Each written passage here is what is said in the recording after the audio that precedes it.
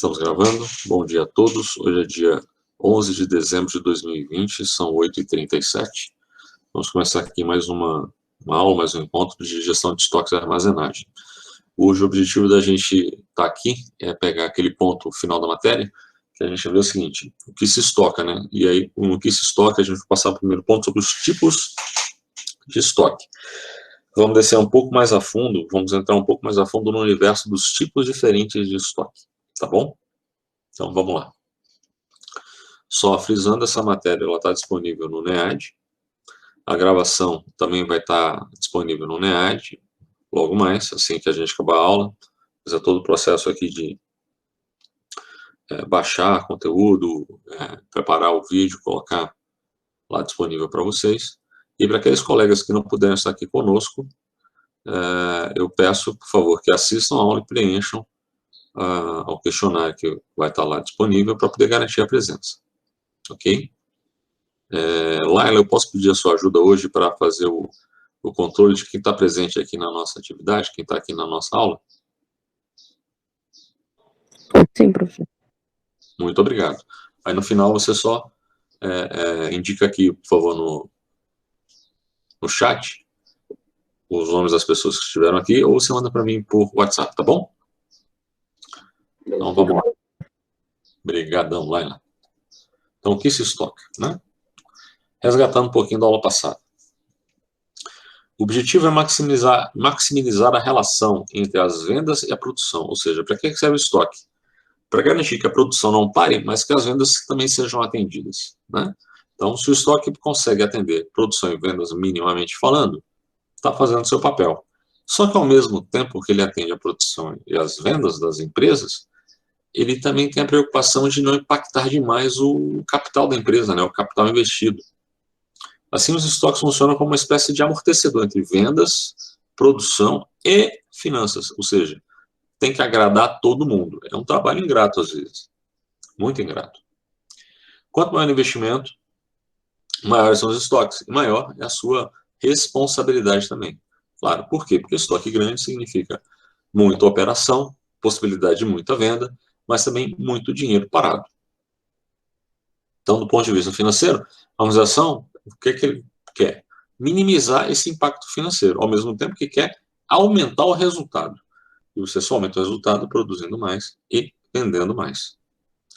Então, o objetivo, portanto, é otimizar o investimento, aumentar o uso eficiente dos meios financeiros e minimizar a necessidade de capital.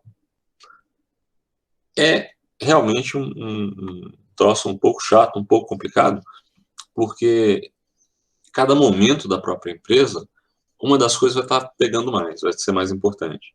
Em alguns momentos a empresa passa por dificuldades, então é importante manter o estoque baixo, por quê? Para não usar recurso financeiro.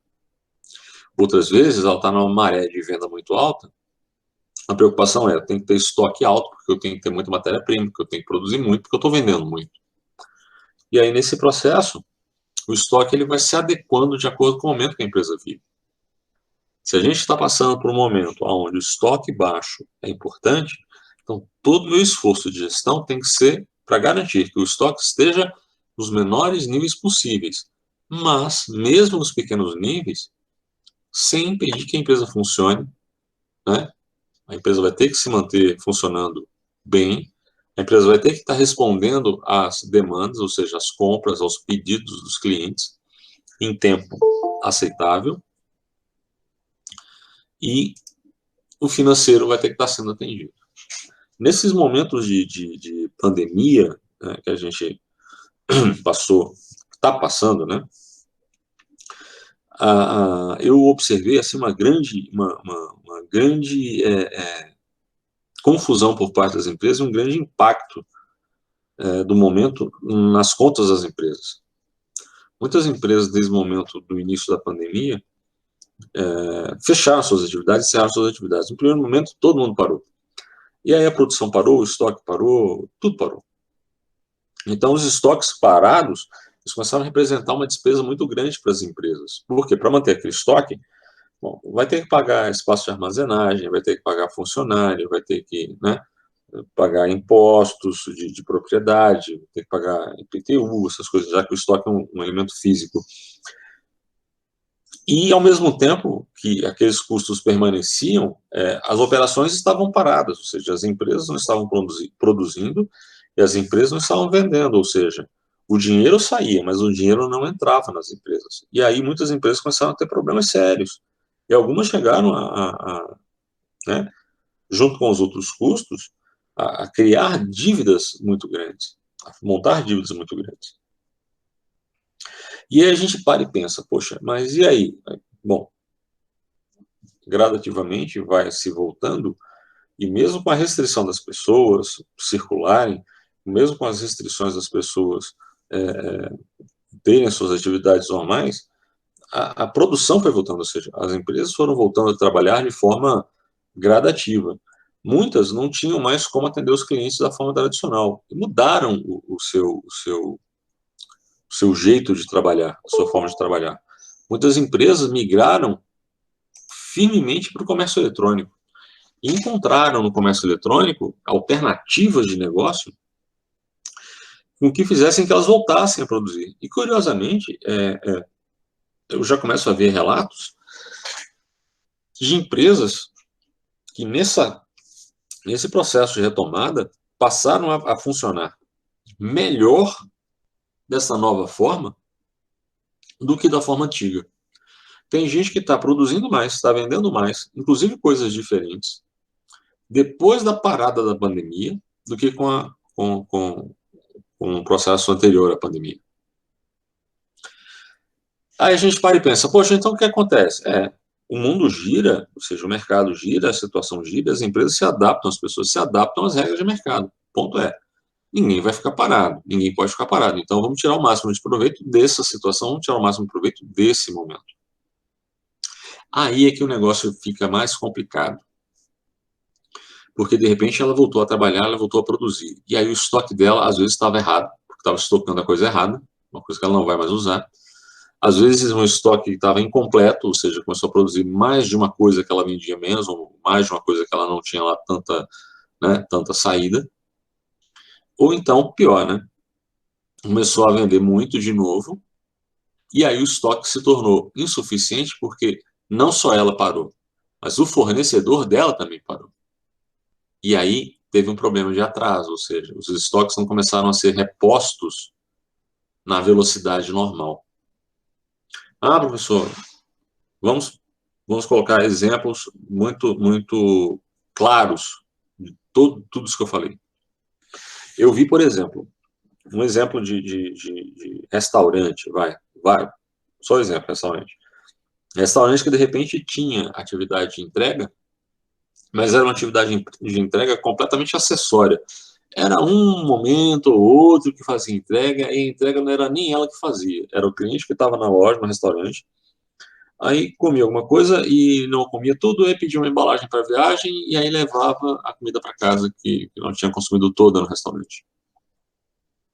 De repente, aquele restaurante, porta fechada, sem poder funcionar, se o cliente não vai chegar até a mim, eu vou ter que chegar até o cliente. Então, abriu o delivery. Aí, do nada, ele começou a vender delivery. Por menos que ele vendesse, ele não tinha estoque de, por exemplo, embalagem para entregar alimento. Aí teve que montar um estoque mínimo que fosse e começar a criar estratégia de como é que vai fazer a embalagem do produto dele para poder mandar para o cliente dele. Percebe? Outras empresas começaram a fazer outras coisas. Então, por exemplo, tem gente que fazia uma determinada coisa, vendia, por exemplo, cosmético, e estava completamente, pequenas produções de cosmético. Vendia cosmético, de repente, assim, não, agora não está sendo cosmético não, mas em compensação, álcool gel está vendendo pra caramba, mas eu não tenho estoque para produzir álcool gel na velocidade, nem na quantidade que eu estou vendendo. Então, o cara tinha um estoque de alguma coisa que não vai mais usar, ou não está usando nesse momento, não na quantidade ou proporção que ele normalmente utilizava em períodos anteriores. De repente, ele teve que montar um estoque a mais para poder comercializar e distribuir álcool gel. Ou seja, permanece um estoque antigo, só que tem que agregar coisas diferentes ao estoque. E o último exemplo tem empresa que parou, continuou vendendo a mesma coisa, E o consumo do nada está voltando ao normal, mas o fornecedor não está entregando para ele. O estoque dele está baixo. Por exemplo, empresas de material de construção. De repente, as pessoas em casa começaram a ver problemas em casa, né? Ficaram mais tempo em casa, começaram a ver problemas em casa. Aí todo mundo começou a querer fazer um negocinho diferente em casa, ou outro, para ficar mais confortável. Resultado, as lojas de material de construção não têm acabamento mais em Brasília quase.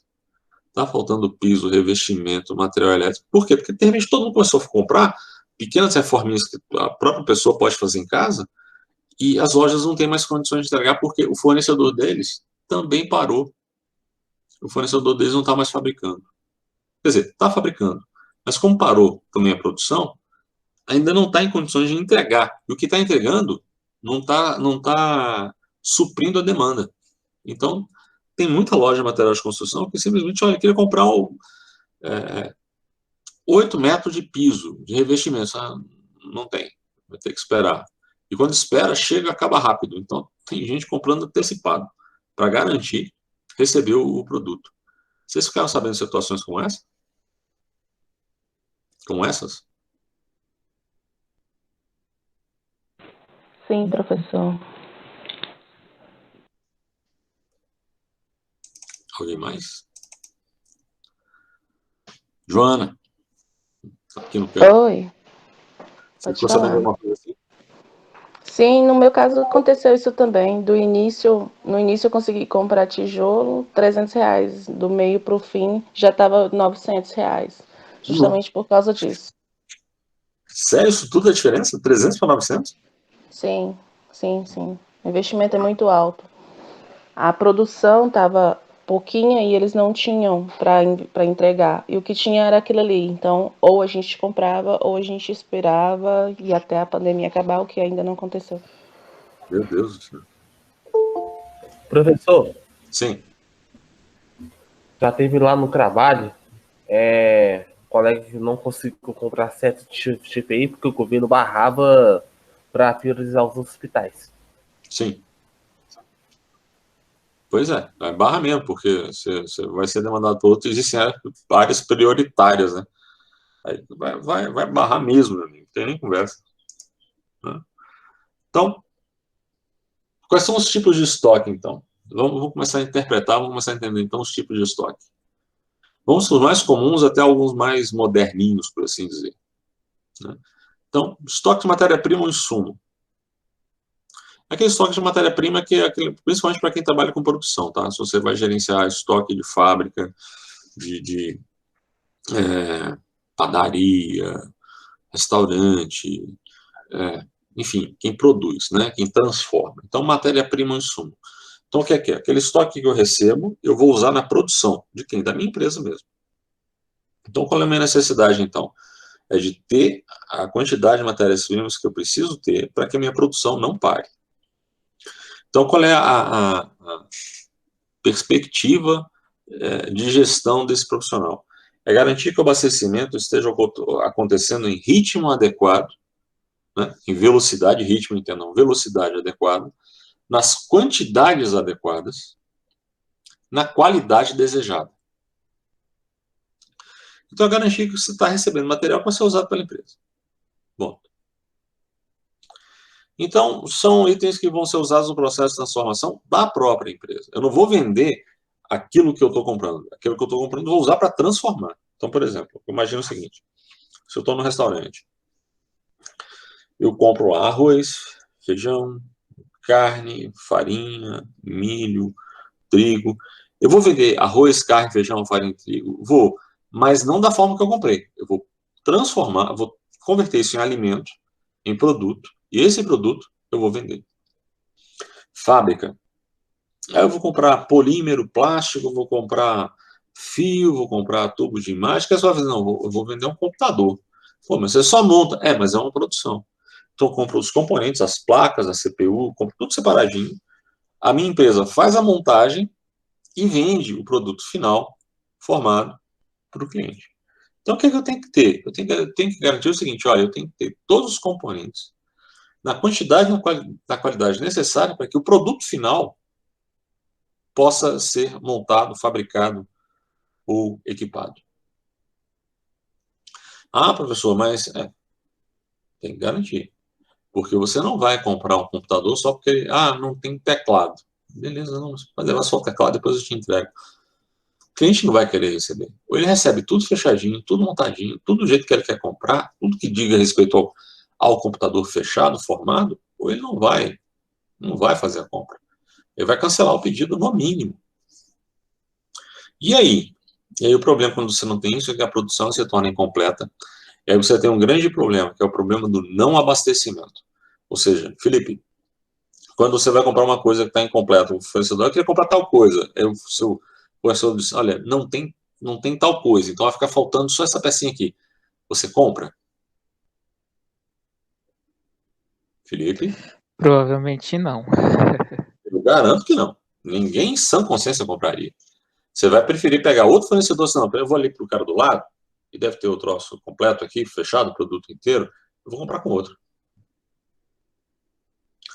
Ah, professor, mas o problema de quando isso aqui não é bem gerenciado, o produto não é entregue. Quando o produto não é entregue, você abre mão, você abre espaço para perder o cliente e alimentar a concorrência, por assim dizer. Então, garantia de estoque de entrada de insumo é garantir produção, garantir condições de que a empresa continue operando. É a primeira garantia, porque depois dela, do estoque de matéria-prima e insumo, aí vem o estoque de produto que está sendo feito. Estoque de Professor, processamento. Pois não, João? acontece igual a Micheline estava falando na outra aula, né? Ela conseguiu comprar um umidificador por 400, com Sim. 2 dias o valor já estava mais de R$ 600. Justamente Loucura. por causa desse controle aí de estoque. Pois é. E aí eu fico pensando assim, será que estava 400, 600? Será que... Uma coisa seguramente aconteceu. O fornecedor daquele fabricante, já que era uma loja virtual, ele deve ter tido um surto, um aumento repentino de demanda. E aí a minha pergunta, meu questionamento, minha pergunta é, será que esse cara conseguiu se organizar para poder fabricar mais umidificador? Será que esse cara conseguiu se organizar para, do dia para a noite, aumentar a produção dele? O quanto ele conseguiu aumentar? Pelo volume, pelo preço, pelo aumento de preço para o cliente final, eu diria que esse cara teve pouca condição de aumentar e de repente começou a faltar produto. E eu não gostaria de acreditar que tem empresa que se aproveita disso também para aumentar preço, né? Pô, tá todo mundo querendo comprar, vou aumentar meu preço. Eu ia falar isso agora.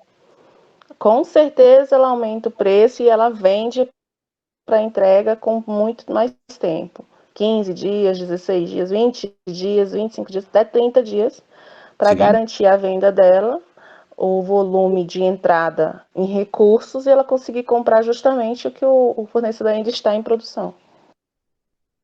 Pois é, pois é.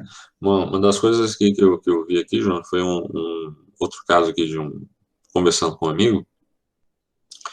Ele estava querendo fazer uma coisa na casa dele. Deu um problema na casa dele, então ele teve que fazer uma pequena reforma na casa dele, uma infiltração na casa dele. Aí ele teve que fazer uma pequena reforma lá. Aí naquele processo de resolver essa mini reformazinha, essa pequena obra, ele precisou de algum material de acabamento lá na loja, que ele foi lá e não tinha. E foi lá naquela loja umas 2, 3 vezes, segundo ele, e não tinha. E vendo nas outras lojas, esse preço desse revestimento, que ele teve que quebrar uma parede, teve que colocar uma coisa, sei lá. Esse material só aumentava o preço, só aumentava o preço. E naquela loja, o preço existia, o preço estava bom ainda, mas não tinha para entregar. Aí ele fez essa jogada que eu falei, ele entrou na loja assim, eu vou comprar antecipado. Ele pagou antes, assim, quando chegar você me dá. Mas eu já deixei pago, o cara já deixou pago, entendeu? Quase um mês depois, o produto chegou e ele foi lá pegar e me disse, olha, chegou, demorou um mês para chegar quase. E aí? Não, o preço eu garanti, segundo ele, né? Mas pelo que eu soube dele depois, a loja aumentou o preço. A loja aumentou o preço. Sem dúvida, sem dúvida. Não estou falando tijolo em janeiro, estava 399. Quando deu em agosto, estava 859. Nossa. Setembro, R$ 900. Então, é muita coisa. E o tijolo, primária, né? Coisa primária para uma construção. Básico. Imagina o cimento. Não, quero imaginar, não. Graças a Deus eu já passei essa fase. Não dá. São as áreas de movimentam peças que estão em transformação, ou seja, o que é que eu uso no meu processo de fabricação, o que é que eu uso no meu processo de produção. Aí o meu estoque, olha só a preocupação da gestão aqui quando a gente lida com estoque de processamento, de item em processamento. Eu tenho que garantir que eu não só tenho a quantidade necessária, mas como eu deixo à disposição da produção no momento certo. Então aqui o gestor de materiais, o gestor de estoques, ele não só controla o estoque, mas ele também abastece a produção. E ele equipa a produção. Ou seja, ele deixa o produto lá na produção, para que a produção possa usar o material na hora. Se faltar, a produção para. Se a produção para, entenda, não dá tempo de reprogramar, não dá tempo de rever planejamento. Simplesmente ela vai absorver custo. É como se eu chegasse, de repente, assim, no meio da produção de uma linha de montagem de carros, assim, gente, aquele parafuso número tal, para segurar tal peça, tal componente do carro, não tem. Aí o que o gestor de produção faz? Para a produção, só. Todo mundo para casa. Não tem que fazer. Sem esse parafuso, o carro não é montado. Eu não posso pular a etapa do processo produtivo. Não posso passar, não, faz tal coisa, depois volta. Não, sem esse parafuso aqui, não fixa determinado componente no carro, que é fundamental para a entrada de outros componentes. E na questão de carro, eles ainda substituem para numa próxima leva, eles chamarem as pessoas, os compradores, para retornar até a loja, até a fábrica, para que eles troquem com garantia. Muitas vezes acontece isso também, né? Algumas vezes sim, mas quando o componente maior tem risco de ser defeituoso, né? Ou quando o teste dele lá, depois de um tempo, assim, não, peraí, esse componente aqui não durou tanto tempo quanto previsto, tá dando uma falha aqui que a gente não contava. Então, vamos fazer um chamamento aqui dos nossos clientes, um callback, chama os clientes para trocar nessa peça aqui, senão a gente vai ser processado feio com isso aqui, que é erro de fabricação. Na hora que implica erro de fabricação, você pode ter certeza. Eles vão fazer o chamado dos clientes para fazer a substituição gratuita do equipamento. Gratuito para quem, né? Você parou o seu carro para ir para lá. Você teve um custo para parar o seu carro e ir para lá para fazer essa troca. Ele teve um custo para poder mandar lá para alguém fazer a troca. Ele teve o custo de chegar lá e explicar para o mecânico da concessionária como é que faz aquela troca, como é que faz aquela substituição. Então, é um custo para todo mundo envolvido. Agora, tem peça que simplesmente não dá, Joana. Sem aquele maldito daquele parafuso, o motor não entra. Sem aquele maldito parafuso, o volante não entra. E aí, para a produção. Para a produção. E o gestor de estoque? Quem é que gerencia o estoque de produto em processamento? É o fulano. Chama ele lá que ele está demitido. Pede para ele passar no RH, porque esse cara aqui já não trabalha mais aqui nessa empresa. Ele não pode deixar isso acontecer. Ponto. É mole. Eu já vi isso acontecer. E muitas vezes nem é culpa dele, do gestor de estoque.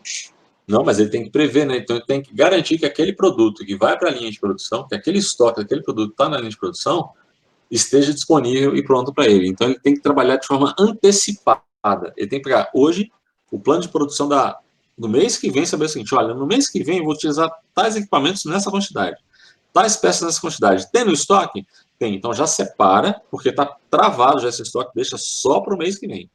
Se não tem, já avisa a produção. Olha, mês que vem não tem tal peça. Então, reprograma a produção, porque mês que vem não vai poder fazer o normal, porque não tem esse componente. E aí, vai lá para o gestor do estoque de entrada de insumos. Por que não tem tal componente? O cliente está atrasando, o fornecedor está atrasando. Vamos dar um jeito de repor esse estoque o mais rápido possível.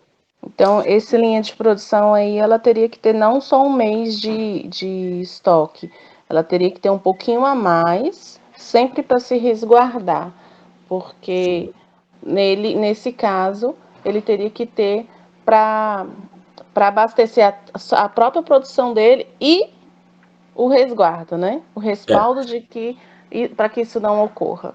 Quando você fala um mês, normalmente é um tempo maior, não diria necessariamente um mês. Eu posso ter coisas aqui que eu posso ser ressuprimido de forma tranquila em questão de horas. Eu posso ter um processo de ressuprimento em horas. Mas eu tenho que estar pensando sempre antecipadamente. Olha, hoje eu estou aqui, eu vou usar esse recurso quando? Na próximo ciclo produtivo começa em tanto tempo. Então, até lá, isso aqui tem que estar pronto. E eu vou criar uma espécie de um um deadline, uma linha antecipada, assim, se até tal dia, tal hora não chegar, a produção não tem que ser reprogramada. Porque a gente tem um tempo para evitar que o negócio dê problema. Né? É bem complicado pensar dessa forma, porque assim, a gente está preocupado em gerenciar o que está acontecendo hoje. E gestor de produtos, gestor de produção, gestor de estoque, ele está preocupado em gerenciar o que está acontecendo amanhã e depois de amanhã. Hoje está pronto. Hoje é reflexo do que eu fiz anteontem. Hoje é reflexo do que eu fiz anteontem. Meu trabalho de hoje é prever o que vai acontecer depois de amanhã, por assim dizer.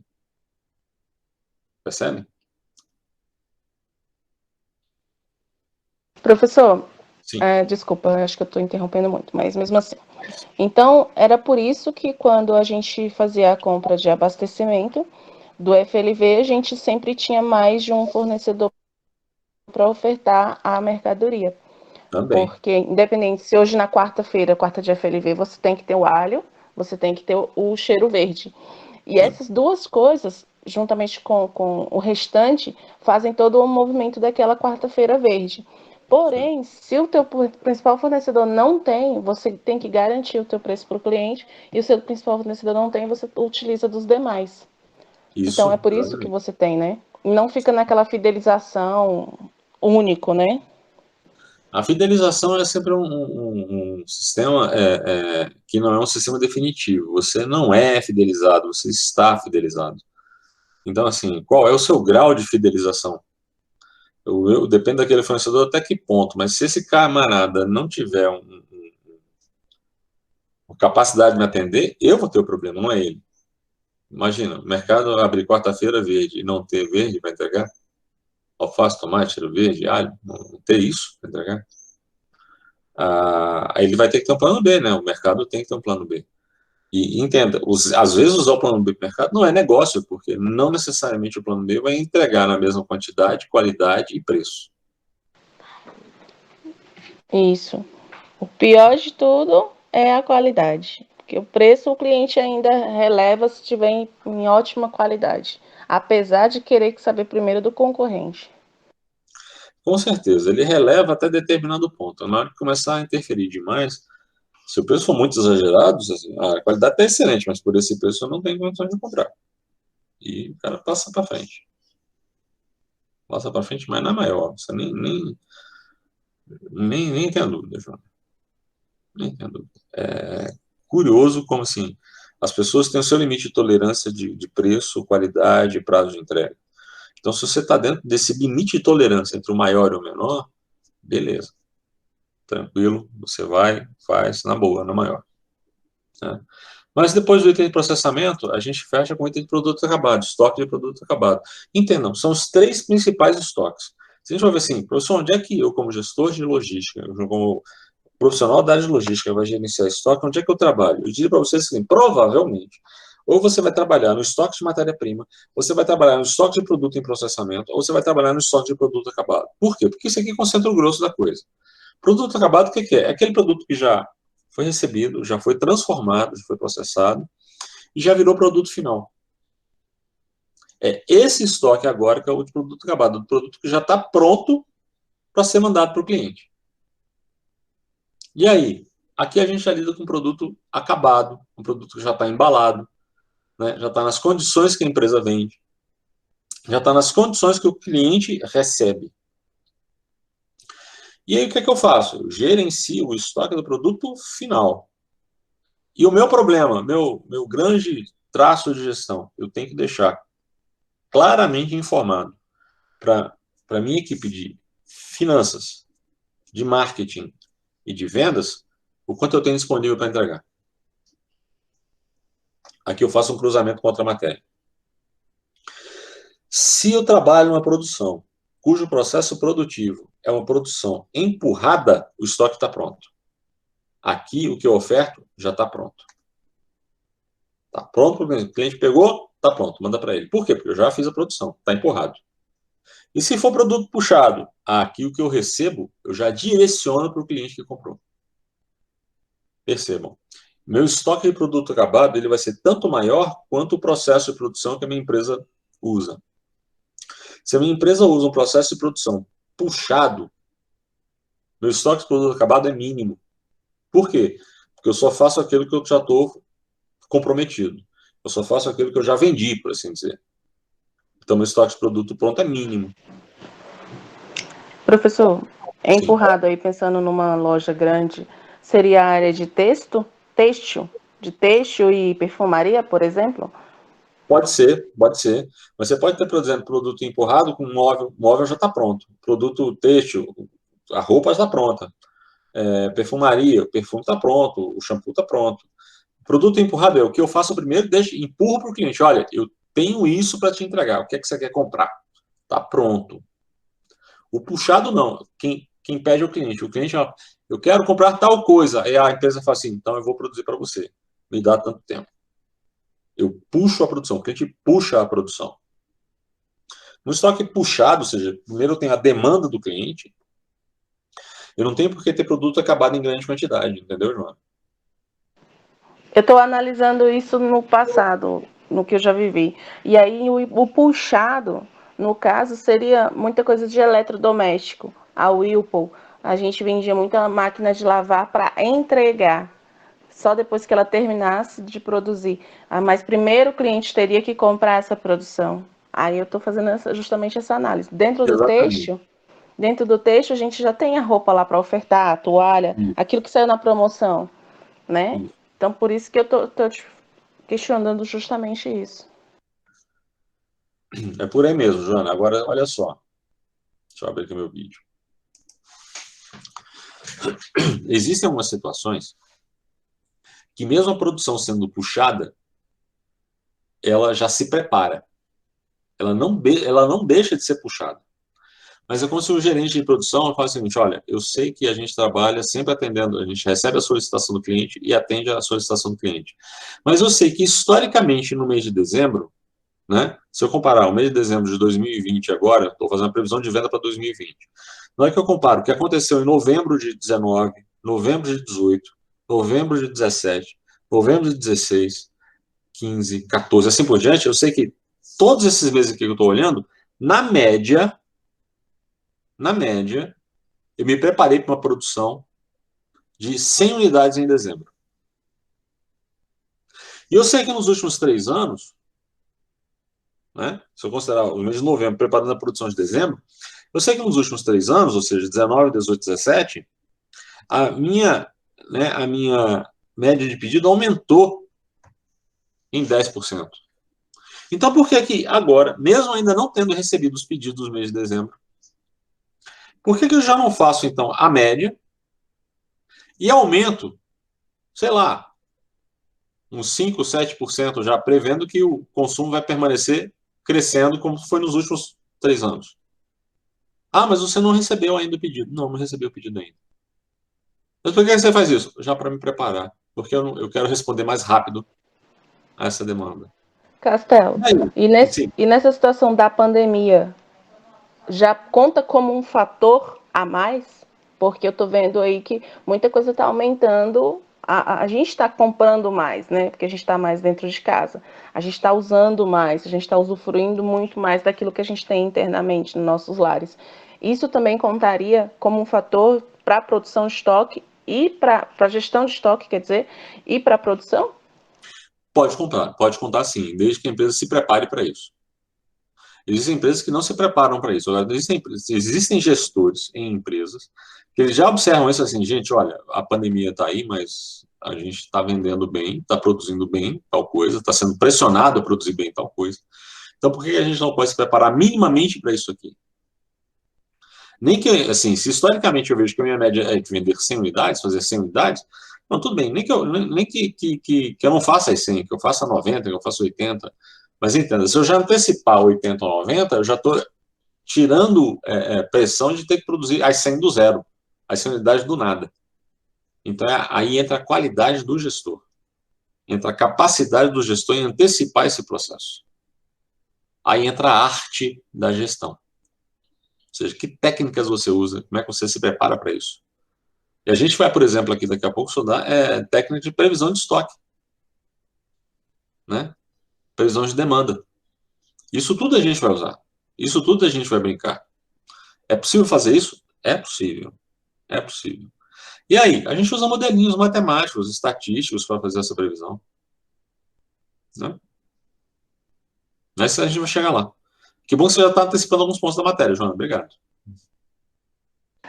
Eu acho que eu nem pensei nisso. Pensei mais por causa porque eu já passei, né? Da experiência. E aí a gente vai juntando uma coisa com a outra, tentando compreender o porquê.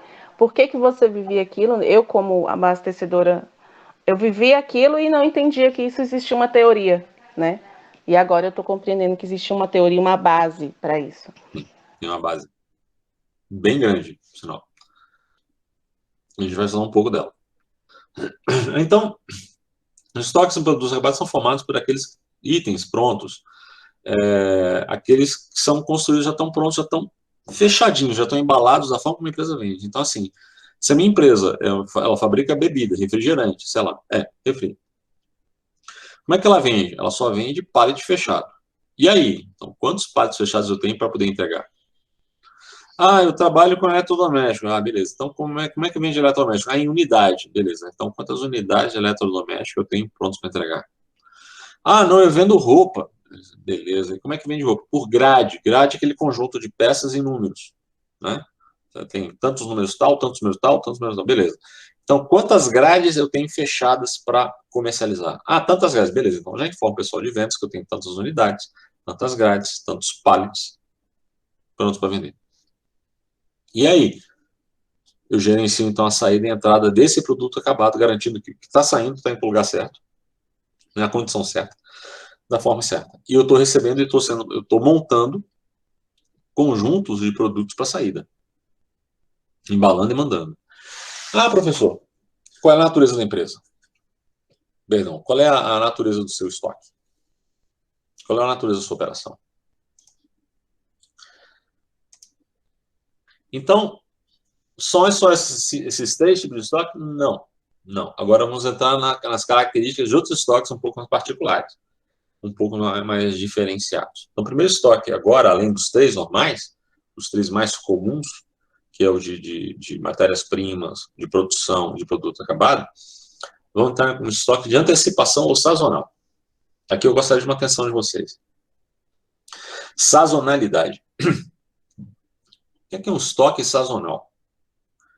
Bom, estoque sazonal, ele normalmente se refere a um tipo de sazonalidade, que é a sazonalidade conhecida. Como assim, professor? Existe sazonalidade conhecida e desconhecida? Sim, existe. E a gente vai estudar os tipos de sazonalidade, quando tem uma parte da matéria que a gente estuda mais a fundo essa questão da sazonalidade, a gente vai ver isso tudo lá. Mas assim, quando eu falo de estoque sazonal, ou estoque de antecipação sazonal, eu estou falando de estoques que são montados para aquelas sazonalidades normalmente já conhecidas. Por exemplo, sazonalidade de fim de ano. Festas natalinas, festas de fim de ano. Então eu tenho produtos, muitas empresas têm produtos que têm um volume, um excesso de venda daqueles itens nessa época do ano. Existem outros que eu tenho um excesso de venda nos meses posteriores, no verão. Existem outros que eu tenho um excesso de venda que começa um pouco antes desse período e termina um pouco depois desse período. Por exemplo, as festas, as festas não, os estoques de moda praia. Em períodos normais, em anos normais, né, excetuando o ano da pandemia, mas moda praia vem de quando? Moda praia, biquíni, maiô, sunga, essas coisas, para quem vai para a praia. Isso vem entre a primeira quinzena, normalmente, né? Vende muito, entre a primeira quinzena de novembro e a primeira quinzena de janeiro. E o resto do ano, praticamente não vende. Então, a própria fábrica, a produção, ela se programa para poder ter o quê? Tem que estar tudo pronto, tem que estar tudo disponível no ponto de venda, tem que estar tudo preparado para vender no ponto de venda entre começo de novembro e final de janeiro. E o resto do ano, o que a fábrica faz? Vai fazer outra coisa. Vai fazer outra coisa. Pela investigação que eu fiz há alguns anos atrás, eu verifiquei que a mesma fábrica que faz biquíni, maiô, sunga, de banho, essas coisas, No resto do ano, o que é que eles fazem? Moda aeróbica. Roupa para quem vai malhar. Por quê? Porque a matéria-prima é a mesma. O tipo de costura é muito parecido, muito próximo. Fica fácil adaptar a produção para fazer uma coisa ou outra. Aí depois, quando termina de fazer essa moda aeróbica, moda para malhação aí volta a fazer moda praia. E vai programando, tem 2 coleções por ano, uma coleção para uma coisa, outra coleção para outra coisa. Normalmente é assim. Normalmente é assim.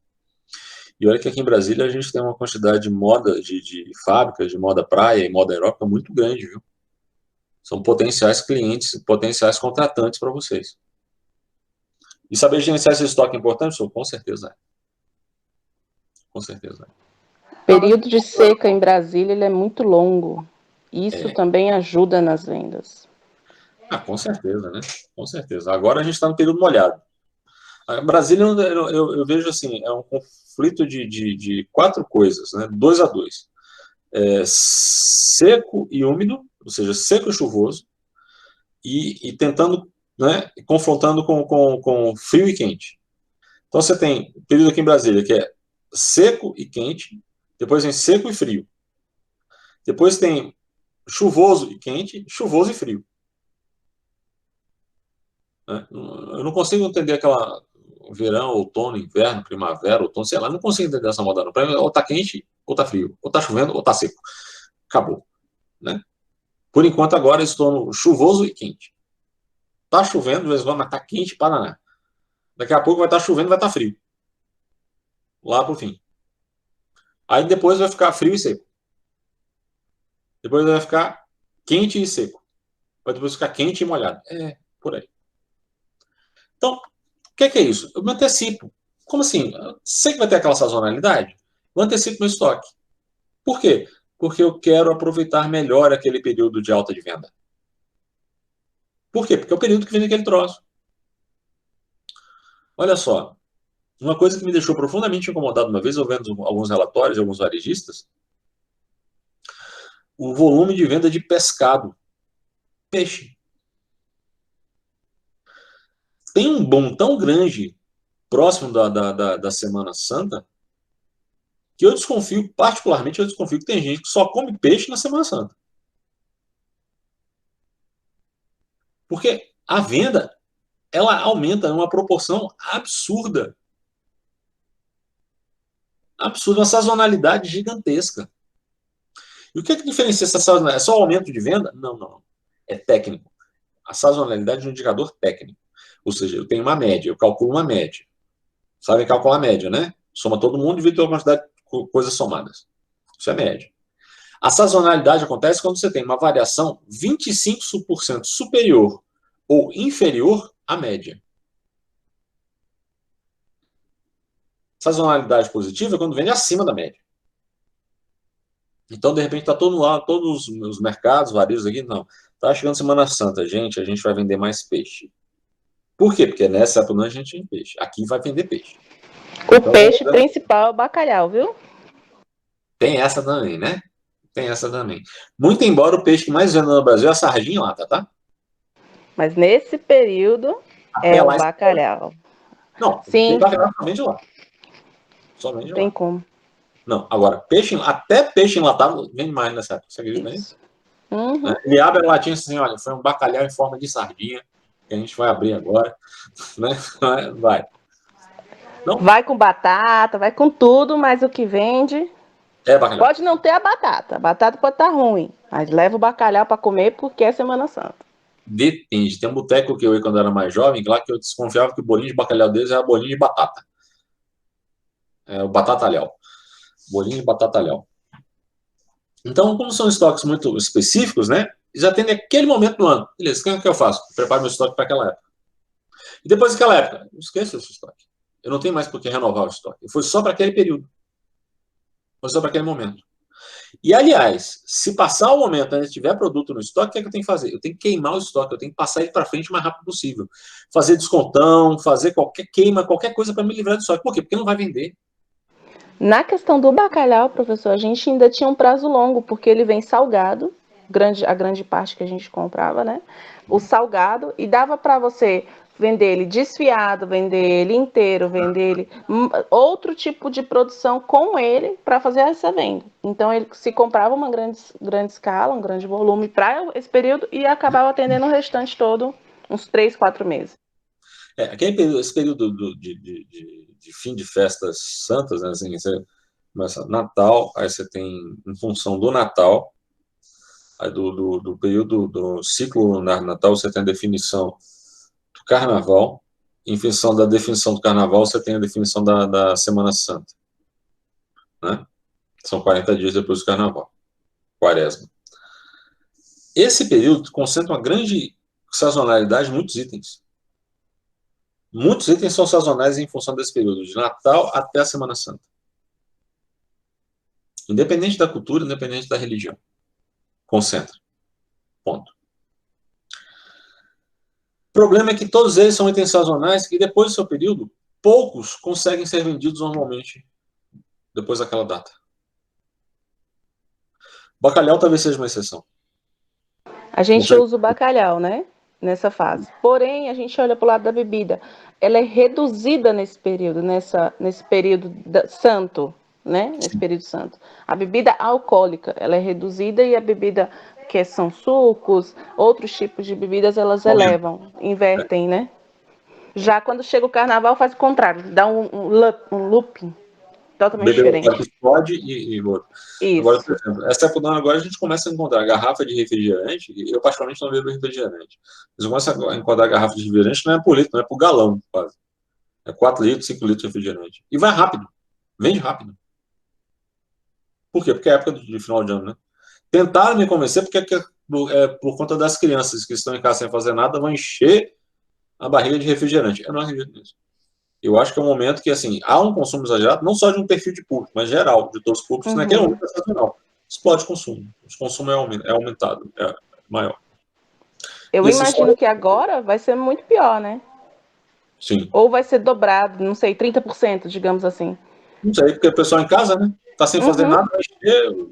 Né? Mas não vai ter festa. Também. Está proibido festas acima de 10 pessoas, né? Eu sei que vai existir, claro. Não, tem muita coisa acontecendo no país inteiro, né? Então, aumentou o volume de pessoas, aumenta o volume de compra, né? Porém, está diminuindo, entendeu o que eu tô querendo dizer? Agora vai ser mais picadinho. Talvez não seja da mesma maneira. É verdade, podemos ver uma alteração aí. Vamos ver o que é que vai sobrar depois. Porque o que acontece com o estoque sazonal é o seguinte: quando ele não responde ao processo como todo, ou seja, quando ele está muito inflado, quando ele está muito grande, sobra. Quando está muito pouco calculado, ou não foi bem calculado, falta. Então vamos ver, principalmente agora, quando existe estoque sazonal, ou seja, as pessoas se preparam para o aumento de venda. E quando elas se preparam demais, ou seja, elas superestimam esse aumento de venda, sobra. Vamos ver qual é o tamanho da sobra, então, qual é o tamanho de rejeito dos estoques. Vamos ver para que lado a gente vai sentir essa falha, esse processo aí. Então, característica de sazonalidade é a variação superior a 25%, como a gente falou. Dessa forma, o estoque de antecipação pode ser utilizado em situações conhecidas onde há uma expectativa de oscilação positiva, ou seja, A maior. Ninguém faz estoque negativo. Não tem como você promover estoque negativo. Não para isso. Perdão. Estoque consignado. Você já ouviu falar disso aqui? Estoque de consignação? Os e-commerce é isso, não é? Oi? O e-commerce trabalha com isso. Alguns e-commerce sim trabalham com isso. Alguns e-commerce trabalham com isso. Mas o estoque consignado é o estoque que está mantido em consignação. O que é uma consignação? Quem sabe o que é consignação, por favor?